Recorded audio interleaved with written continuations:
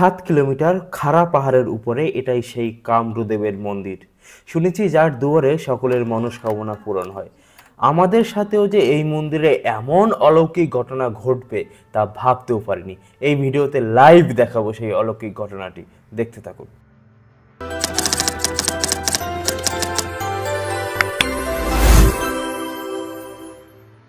Hello বন্ধুরা, হিমাচল যাত্রার আরও একটি নতুন ভিডিওতে তোমাদেরকে স্বাগত জানাই। তো তোমরা আগের ভিডিওতে দেখেছিলে রোহন্ডা গ্রাম থেকে খাড়া পাহাড় বেয়ে এখানে কিভাবে মরতে মরতে পৌঁছালাম। কারণ কি, আমাদের মেইন সমস্যা ছিল ওখান থেকে কিছু খেয়ে আসিনি, সাধারণ একটু স্যুপ খেয়ে কিন্তু আমি রওনা হয়েছিলাম। আর এখানে পর্যন্ত পৌঁছাতে বিশাল শ্বাসকষ্ট শুরু হয়েছিল এবং আগের দিন জ্বর ছিল, যেটা আগের ভিডিওতে তোমরা দেখেছো। তো এখানে এসে পৌঁছলাম, দেখো এই মন্দিরটা, এবং মন্দিরের চারপাশটা কিন্তু হেভি সুন্দর। আর সবথেকে মেইন সমস্যা হলো যে এখানে কোনো খাবার নেই, শুধুমাত্র খাবার জলের ব্যবস্থা রয়েছে। এই যে এখানে পাহাড়ি জল, এই দেখো সুদীপ্ত এবং সহদেব অলরেডি জল খাওয়া শুরু করেছে। এই জলটুকু ছাড়া অন্য কোনো খাবার এখানে নেই। उन लोगों ने इनकार कर दी कि देवता कुपित होंगे। দেখো আমাদের ইন্টারভিউ নিচ্ছে, ইনি কিন্তু সম্পূর্ণ ইতিহাসটা এখানে ঘুরে ঘুরে বলছিল। এবার পুরোটা তো দেওয়া সম্ভব নয়, তাহলে কিন্তু ভিডিওটা অনেকটা দীর্ঘায়িত হয়ে যাবে, লেন্থ বেড়ে যাবে। এখানে দেখো পুরো ইতিহাসটা লেখা রয়েছে হিন্দি ভাষায়, যারা হিন্দি পড়তে জানো তারা পড়ে নিও। আর এই সামনে দেখতে পাচ্ছ, ওটা হলো কিন্তু মেইন কামরুদেবের মন্দির। এখানে একটা ঘন্টার ধ্বনি রয়েছে, তো ঘন্টা বাজিয়ে ঢুকে পড়লাম মন্দিরে। এই দেখো এই সামনে কিন্তু অনেক ভক্তবৃন্দগণ বসে আছে এবং কিছু ভক্তরা কিন্তু ওখানে অলরেডি নাচ গান করছে, প্রার্থনা করছে। হ্যাঁ, এখানে একটা কিন্তু প্রবাদ রয়েছে যে একবারে কামরুদেবের মন্দিরে যে পৌঁছায় সে কিন্তু আর খালি হাতে ফেরে না, অর্থাৎ তার ভাগ্যর পরিবর্তন কিন্তু সে করতে পারে। অর্থাৎ এই আশীর্বাদটা কিন্তু স্বয়ং শ্রীকৃষ্ণ দিয়েছিল এই কামরুদেবকে। কামরুদেব হলো ভীমপুত্র, সেকেন্ড পাণ্ডব যে ভীম ছিল না, সেই ভীমের পুত্র ঘটোৎকচ, তার পুত্র এই কামরুদেব, মানে বারবারিকের ইনি এখন কামরুদেব নামে এখানে পূজিত হয়। আর এই পাহাড় থেকেই কিন্তু বারবারিক মহাভারতের 18 দিনের যুদ্ধের সাক্ষী হয়েছিল, দেখেছিল। এই দেখো কামরুদেবের মূর্তি বানানো রয়েছে, আর এখানে দেখো সবাই কিন্তু গান করছে, নৃত্য করছে। আর এরা কিন্তু হিমাচলের বাসিন্দা এবং অনেক দূর দূর থেকেও কিন্তু অনেকে এখানে চলে আসে তাদের মনোকামনার জন্য।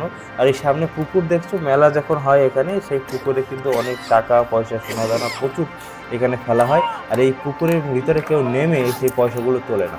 কারণ কি, এই পুকুরের মধ্যে যে একবার নামে, মানে মনে লালচ নিয়ে, সে কিন্তু আর ফিরে আসে না। একবার দুজন চোর কিন্তু এখান থেকে টাকা চুরি করার চেষ্টা করেছিল, এখানে টাকা সোনাদানা চেষ্টা করেছিল দুজন চোর। তারা কিন্তু একজনের নামার সঙ্গে সঙ্গে মৃত্যু হয় এবং আরেকজন কিছুদিন পরে মৃত্যু হয়, এবং তার বংশের কেউ ছিল না। তো তারপর থেকে ভয়ে এখানে কিন্তু কেউ আর নামে না। আর দেখো মন্দিরটার চারপাশটা একদম ঘুরে ঘুরে প্রদর্শন করছিলাম, দেখছিলাম চারপাশে। আর মনে মনে একটাই চিন্তা হচ্ছিল যে খাবো কি। কামরুদেবের কাছে সমস্ত কিছু প্রার্থনা করলাম, ঠিক আছে, এবার তো নামতে হবে, এখানে তো থাকা যাবে না, থাকার ব্যবস্থাও নেই। কখন থাকা যায়? মেলার সময় থাকা যায়, এখন তো থাকা যাবে না। তো সমস্যা একটাই হচ্ছিল, খাবারের কোনো ছিটে ফোটাও নেই, পয়সা থাকলেও এখনও উপায় নেই।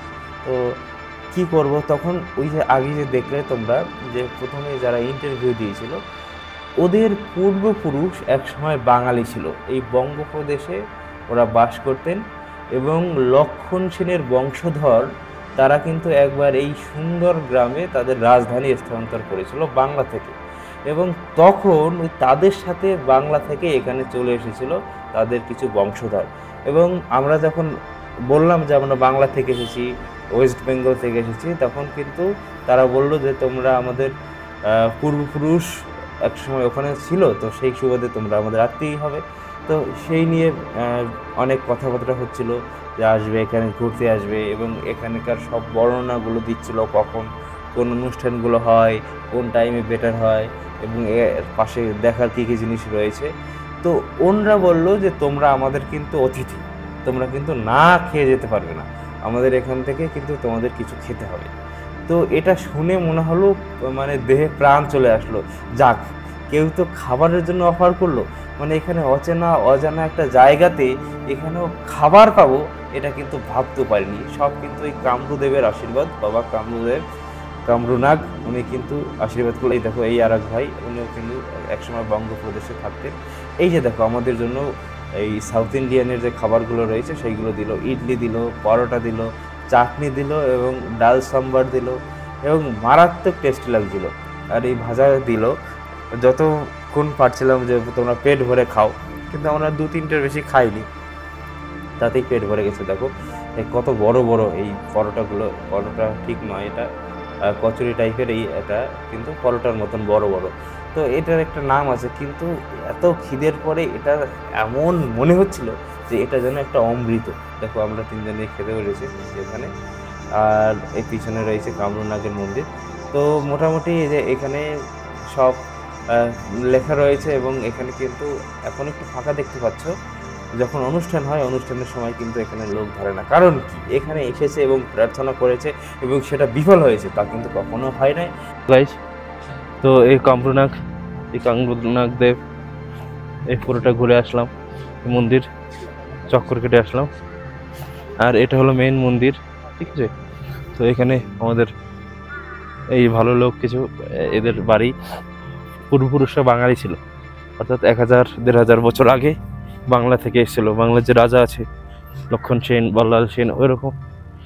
এরা আমাদের খুব খুব যত্ন করেছে, খাবার দিয়েছে।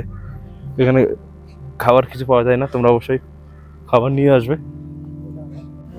বন্ধুরা এবার আসি সুদীপ্তর কাছে। তো সুদীপ্ত তো আগের বার তোমরা দেখেছো, আগের ভিডিওতে পাহাড়ের দিকে তাকিয়ে প্রিয়াঙ্কা আই লাভ ইউ বলেছিল। তো ওই মেয়েটার নাম প্রিয়াঙ্কা ছিল। তো যখনই সুদীপ্তকে দেখতো ওই মেয়েটা কিন্তু হেসে যেত, ওর বয়ফ্রেন্ডও সাথে ছিল। তা কত বড় কেলেঙ্কারি পাবো। তো তারপরে যখন এই সাংবাদিক ওকে প্রিয়াঙ্কা বলে ডাকলো, তখন সুদীপ্ত বললো হ্যাঁ ওর নাম প্রিয়াঙ্কা। তখন বলে হ্যাঁ তুমি তো আই লাভ ইউ বললে। আরে আমি ওকে বলিনি, আমার যে গার্লফ্রেন্ড তার নামও প্রিয়াঙ্কা। তখন ও কী করলো, ওর গার্লফ্রেন্ডের ফটো দেখালো এবং সেখানে প্রিয়াঙ্কা এবং লাভ লাভ দিয়ে সেভ করা রয়েছে এবং সেটা দেখে মেনে নিল না এর গার্লফ্রেন্ডের নামও প্রিয়াঙ্কা। তো তারপরে মেনে নিয়েছে। তাই ভাবো ওখানে যদি সোনামণি বা অন্য কিছু দিয়ে লেখা থাকতো, প্রিয়াঙ্কা না লেখা থাকতো, তাহলে ওরা কিন্তু ভুল বুঝতো। তারপরে কিন্তু সুদীপ্ত ওকে দিদি বলে দিয়েছে। তারপরে সমস্ত প্রবলেম সলভ হয়ে গেছে। দারুণ সমস্যা পড়ে গেছিলাম। যাই হোক, এখান থেকে নামার ভিডিও, পুরো ভিডিও কিন্তু পরের এপিসোডে আসছে, তো অবশ্যই দেখতে থাকো। আবার কিন্তু আমরা এখান থেকে কালকে হরিদ্বার চলে যাব, ওখানেও অনেক কিছু দেখার রয়েছে। তো ওয়েটিং ফর নেক্সট ভিডিও।